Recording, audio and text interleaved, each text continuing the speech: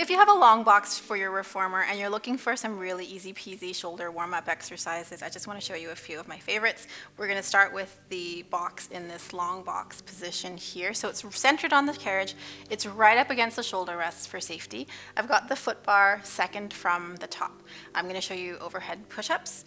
This is at 1 full spring or 1 heavy spring or 1 red spring. We're going to have 2 hands on the front of the box, bring the chest down, lower that center of gravity, and then bring the other leg up. So for this one, we're going to have 2 hands wide. The bar should be somewhere between the nose and the chin. And we're going to think of keeping the abs light. Legs are energized, so we don't want floppy legs. We want things to be awake. So I want you to envision a long line of energy from head to heel. And we're going to press out, allowing that scapular mobility to occur. We don't want to see any sort of locking here and then flexing the elbows. We just really want to see that nice scapulohumeral rhythm occurring at a good ratio, right? So we don't want this and then this, nor do we want, this and then this. So achieving a nice, smooth, synchronous or harmonious relationship between the glenohumeral joint and the scapulothoracic joints is often what I use this for. We're getting some nice serratus as well. You can also go into a bit of swan with this one.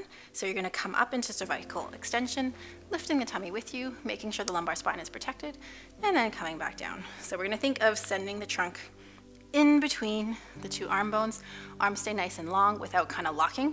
So we're going to keep the 2 creases of the elbows or the cubital fossas facing each other. And then back in. You can also do this with 1 arm. So I'm going to drop spring weight down to a half a spring or 1 blue spring, 1 medium spring.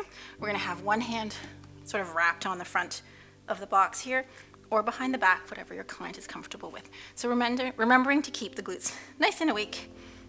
I'm going to be here if you want to stay nice and square.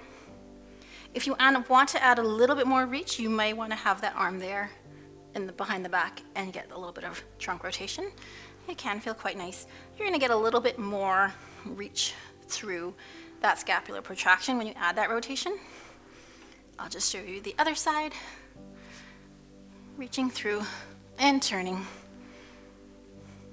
Don't forget the glutes, don't forget the hips, because sometimes it's really easy to kind of drop the legs down as time goes on. Some of that endurance can really lag. Lastly, I'm going to show you a prone carriage pull. So I'll stay at that half spring. We're going to do that prone position again, just facing the other way now. So we'll drop this down out of the way. 2 hands on the box, chest down. For this one, it's whatever feels comfortable for your client. I still have my bottom ribs supported on the box. If you have your boobs or your breasts on the box, it's pretty uncomfortable. So I try to at least make sure that those are forward. We're going to have 2 hands wide on the rails, maintaining that plank position here. We're going to pull and activate those lats.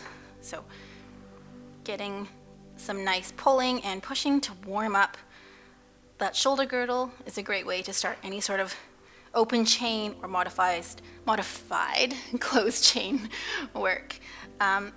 And definitely a nice way to wake up the deep core as well, because they really have to make sure that they lift through the tummy so that they're not harming their lumbar spine.